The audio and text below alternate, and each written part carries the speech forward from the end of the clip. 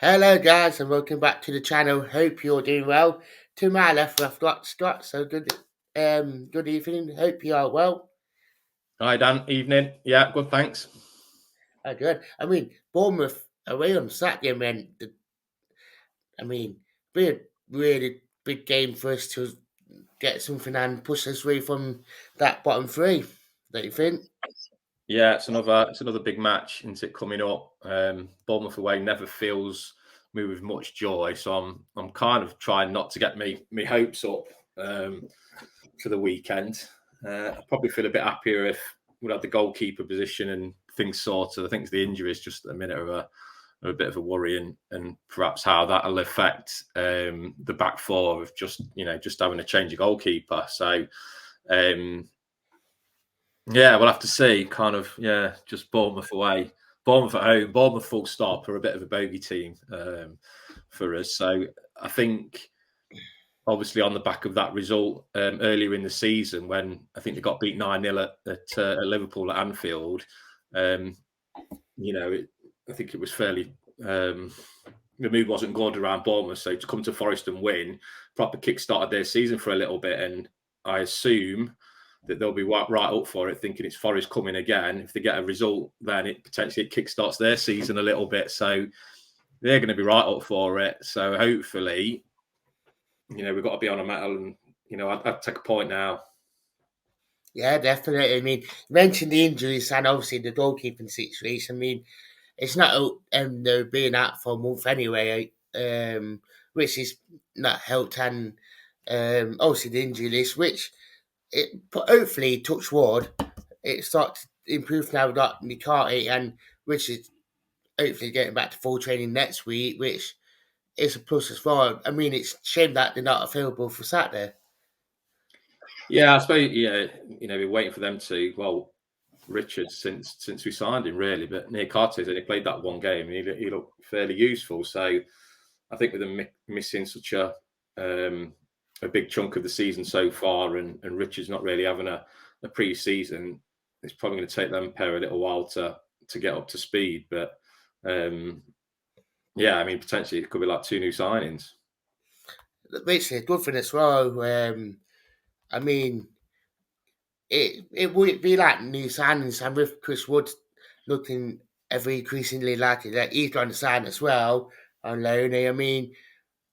Hopefully they get that done before 12 o'clock tomorrow, and we got him available for Saturday, which will be a massive boost. Yeah, I think so. I think that'll be. I'm hoping that'll be quite a shrewd signing, really. Somebody who knows the Premier League, somebody knows what it takes down at the bottom end of the table, and we just haven't got that type of player. I think one year we thought he was going to be more of that hold up, but I think he's been more effective when he's played kind of down on the left hand side, and he started to run at players. So I think that ability to hold the ball up and bring the likes of Morgan Gibbs White and Brennan Johnson and Lingard into play. Fingers crossed it'll be a good signing. Yeah, definitely. I feel quite optimistic with it. It would give that, as you said, that different dimension to what we need, and we're not had someone that could hold the ball up and do all that since for a long while. So, it'd be a good signing, and obviously, as you said, he has that experience playing down in the relegation fight, so it will offer that something different that we do need. Yeah, I think it's just that physicality. And he's scored a few goals. I think his goal scoring record's not to be sniffed at. So obviously he was good enough for Eddie Howe, to kind of steady the ship at Newcastle. So yeah, hopefully we can do the same for Forest, and just to keep that momentum going. Because they've been ever so good bar the Blackpool game, where it's it's starting to look like a Cooper team, and we've got the identity back, and people like Loddy and Freuler, and they're really coming on strong now. It's it's really good. Yeah, definitely. That's the thing. And the one thing I was worried about last Saturday was when Bodie got injured, obviously against Wolves, changing it about because how it would affect the defence with how steady we looked. And to be fair, McKenna, he actually did a decent enough job on Saturday. I mean, against Leicester, and I mean, they didn't really have much bar them two chances with Barnes, but I mean, that backline didn't look too disorganised, but well, we kind of played together for years, so they have that partnership already. Yeah, I think it's just that it's that understanding, isn't it? That when you've not played with somebody for a while, and playing in the top league now, that this is what's at stake. That when you come in, you've got to kind of get to grips with it as soon as you can. So, Mm. I thought first half you could tell a little bit against Leicester that there was just that little bit of uncertainty. But second half they were really good, and as soon as Forest got that second goal, Leicester didn't look like scoring. And that's a good thing that we got that second goal. I mean, Brennan took both goals really well, even though the Lino tried giving him offside. I mean, that hopefully now that we get that confidence back, that when we go 1-0 up, we tend to go 2-0 up like we did last season. I mean, we did it quite a lot. I know it's different league and all that, but hopefully that they can get that confidence now that we can go 2-0 up and we can have that confidence breathing through the team. Yeah, I think Brennan's a massive confidence player. So to see him come back after the World Cup, he's just proper at the ground running. I was a bit concerned about how much football be playing. Obviously with the playoffs, and he was in international duty over the summer.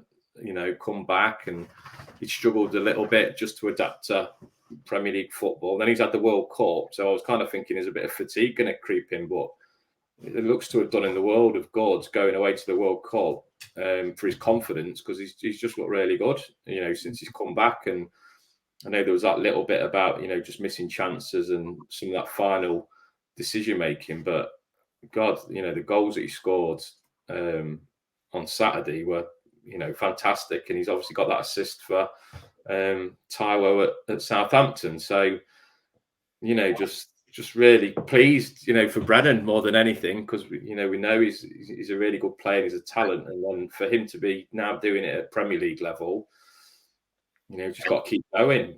Can he do it against the big clubs? That's the interesting thing. But he's going to be a key player on Saturday, that's for sure. Yeah, definitely. I've just been trying to work in my head. If you see me thinking, I mean, since we've been back against Blackburn, he's scored 2 against Blackburn, and got the penalty. Yeah. Well, so then he got the assist for Awoni against Southampton. Then he scored twice on Saturday. So I mean you sort of see that Brennan Johnson. That confidence back from what he had last season, but and even the ground running the second half last season. So obviously you got that starting to get that momentum back now. Yeah, and obviously Morgan's Gibbs White's just exceptional. It's just been ever so good. Really good, really good on Saturday. Really good against Wolves. So that consistency in his performances at home is certainly there. But I'd like to see a little bit more away from home. I think that's the bit where Morgan and Brennan have hopefully just got to start contributing a little bit more. So yeah, it's looking good, but it's just with those injuries, you just don't want the apple cart upsetting too much. But at least that's at one area of the pitch. At least it's not kind of all over. In terms of carrying on from Saturday, I don't think there's any injury worries from the attacking positions. And that's good thing as well with the consistency and thing of things. I mean, Gibbs White came back, which is good, and he hit the ground running, and just that consistency that Gibbs White's having.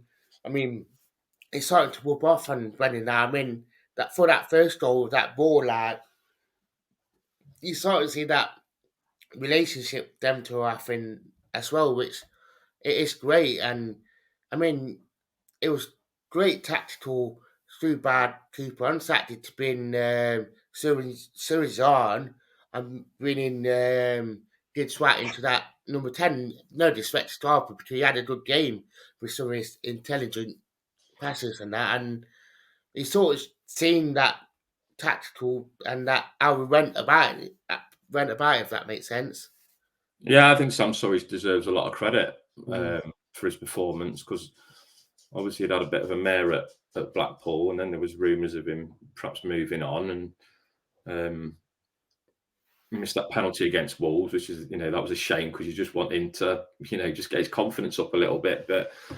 He come on second half at Leicester and he was brilliant. Had a really good impact on the game. Was involved in the in the goals in the build up with just intelligent running, coming deep, and just linking the play up. So really good for Sam, and it looks like he's probably done enough now. And particularly with the one year not going to be fit, and Sam's another one that's got to make that transition from Championship to Premier League. But he's a good footballer, and if he can carry on linking up with Morgan and Brennan, then that's really good news for us.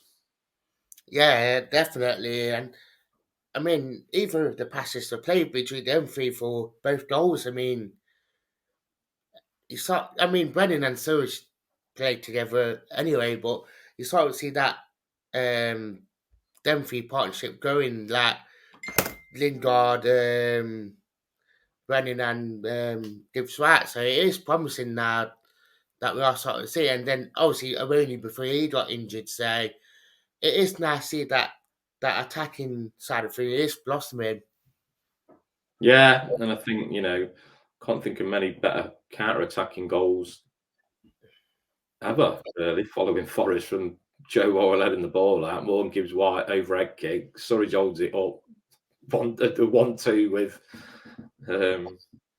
Morgan Gibbs White. He decides that he's going to come back and then go around his player again. And then the pass was just unreal to Brennan. Great first touch, and what a finish! It was just brilliant. What a goal! Yeah, definitely. It was a great goal. And that's it. That is nice to see. I mean, on Saturday as well. I mean, we have got Danilo who came in as well. I mean, with that midfield now, especially with how that midfield is playing, how could you see Danilo fitting in? I mean, I know a few people said should be starting, but others saying that he got it on his shirt, especially with how that midfield playing. Yeah, and I think it's gonna it's taken. Well, I know Lodi's come from Spain, but it's obviously taken Lodi a while to get up to speed with the Premier League, and Scarpa, as well. Probably not used to playing on freezing cold or wet through pitches at the minute, just while they get the fitness up. So that's going to be a big kind of culture shift. But we've seen Lodi get used to it. Scarpa's improving by the game, and yeah, I think Danilo's he's a lot younger. So I think how old is he 21 or something like that. So he might just have that bit of youthful exuberance where he's just ready to hit the ground running. But I'm always skeptical of when you look at players in YouTube clips, just because some of the dross we've signed kind of over the years when you don't really know much about them. You watch the YouTube clips and you think they're going to be brilliant, but we're fishing in a different pond now, aren't we? And when you're paying kind of £20 million for players, then they're going to be of a good quality. So I watched a few clips of him against Leicester the other day when he's chasing Kante around the pitch, and if you've got somebody that can chase Kante and close him down, then fingers crossed, he's going to be a really, really good signing. Yeah, definitely. And that couldn't agree more. And he'll have that connection with Scarpa as well and Lodi, so he was settled in quite well. Yeah, I think that's another major plus. It looks like Scarpa's taught Lodi how to do a Rubik's Cube. He's finished that today, so that's good. But yeah, it's just going to be a massive help into it, because I think when you're potentially bringing players in from South America, it's a big cultural change, and particularly if they don't know the language too well. But obviously, Scarpa's English is really good. So yeah, it's kind of, you just have visions of all in a flat together, don't you? Really, kind of having a good time and enjoying themselves. Doing the Rubik cubes as well. But have you got a score prediction for Saturday? I mean, with I'm going to tackle it. I'm going to say 2-2 draw. Let's think. I think it'll be scrappy. I've got a feeling it's going to be. I would say Sam Surridge will score, and let's say Brennan. oh, I'll take that. I'll take that. Funny, I just got visions of Keith Moore coming on again for some reason. Like I don't know Yeah, what fate, but Keith Moore always seems to want to score against us. I think that's it. It's kind of a bit of a born for a bogey club, and then he's a bogey player, isn't it? It's one of these things that we've got to start to overcome. But that's affected us, I think, quite badly in the past. But let's see if we can just try and dispel a few of those things, because we're a bit of a different entity. We're a different side that came to the City ground, and beat us too. But yeah, fingers crossed. There'll be conversations about the manner of that defeat, and on the back of the playoff semis as well. I think we owe Bournemouth for a result. Yeah, all day long. We do actually have them, and hopefully we teach them one on Saturday. Yeah, just a bit. Yeah. Do you want to say about your socials? Yeah, you can follow me at Scott at Munich and Madrid on Twitter. So do hit start up on Twitter, not physically, guys. Uh, so I'd like to say thank you for watching and thank you for coming on, Scott. No worries, Dan. Quality. Quality and up the forest.